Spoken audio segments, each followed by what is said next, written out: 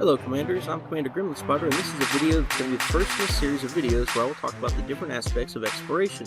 This is a good series of videos if you're new to the exploration side of Elite Dangerous, or if you've just come back to the game after a long break. A lot's changed in explorations, especially since Chapter 4 has been released. That's what this series is going to be focusing on the most. Be sure to check out the links below in the description for videos on third-party websites that will help you plan your next expedition, and for a video on some beginner exploration builds. So you might ask, where's the Codex and how do I use it? You'll find the Codex on the right-hand screen in your ship. It's called the Codex Hub. We're mainly interested in the Discoveries tab, and near the end of the video I'll briefly talk about the Knowledge Base and the Pilot's Handbook. On the right side of the screen you can see a picture of the entire galaxy. The galaxy is broken into 42 regions, each containing astronomical bodies, biological and geological, and sometimes xenological entities like the Guardian Sites or Thargoid Sites. The region I currently have highlighted is where I am, and it is called the Inner Orion Spur. On the left side of the screen, you can see I have a total of 95 discoveries in this region consisting of 56 astronomical bodies, 25 biological geological discoveries, and 14 xenological discoveries. The white numbers represent a rumored state. This means there's a possibility of finding that particular issue within the region. The orange number represents a reported state. This happens when a commander finds a rumored item and scans it. The blue number represents discovered items that you've discovered, and the item discovery will change in your codex from reported to confirmed.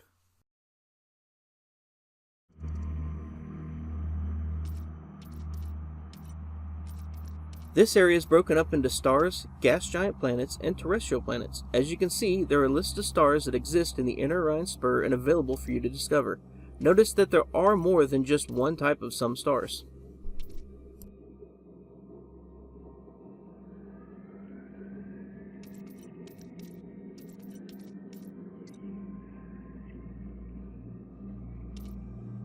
Some gas giant planets also have more than one type for you to discover.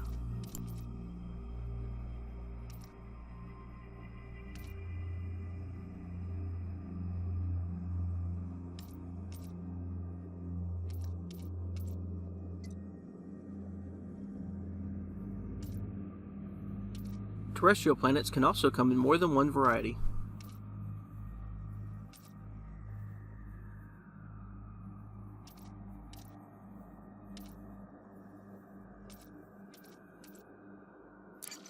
Let's take a look at this rocky planet with no atmosphere. Two different types to discover are non-terraformable and terraformable.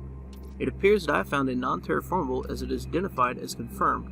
I'm still missing a terraformable, but if I want to find one and scan it, I just have to click on it and it will tell me where there's one been reported, by whom, and what date it was discovered on. Clicking on the system will take me to the system map and show me exactly where the system is the planet is located. It appears that this planet is located 2,377 light years from my current position. Now let's take a look at the biological and geological tabs. This area is broken up into two tabs labeled as geological/anomalies and organic structures.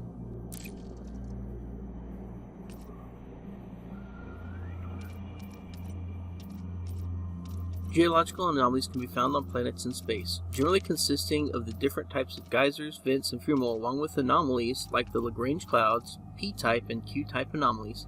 Again, just like the planets, there are many types of geological structures and anomalies. When scanning a planet, geysers, fumaroles, and vents will show up as geologicals.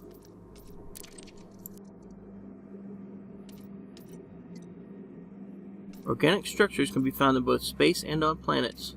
What is seen on the screen is typical for most organic structures. Again, there are many types of each to be discovered.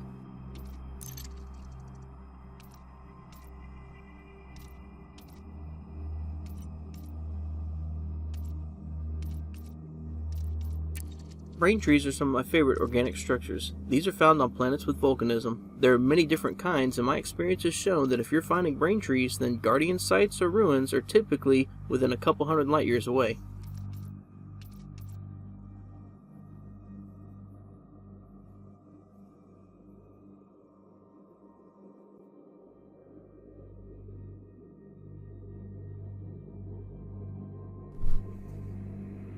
It has also been my experience that solid mineral spheres, lattice mineral spheres, and metallic crystals are found in Lagrange clouds. I haven't had much luck finding organics in space, but I believe collared pods and gourd mollusks are found in Lagrange clouds located in planetary rings.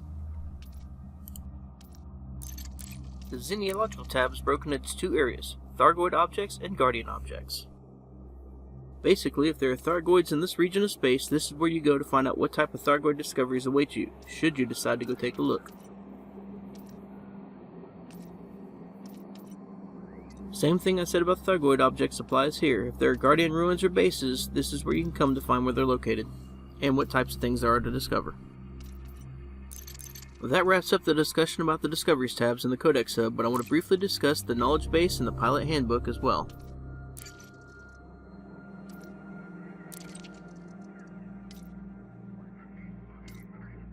The Pilot's Handbook is really handy in explaining a lot of the aspects of the game, and I would suggest you go and read about all the things that interest you in the game. The Exploration tab is a great breakdown of all the different things you need to know in order to get started, but falls short of fully explaining how to get the most out of exploration.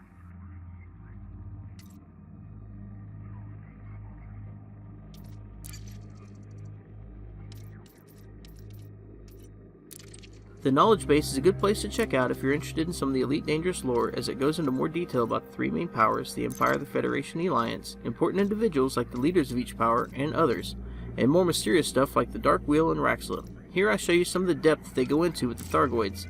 It's a good read, and if you don't feel like reading it, I believe you can listen to it with audio playback while you explore the unknown.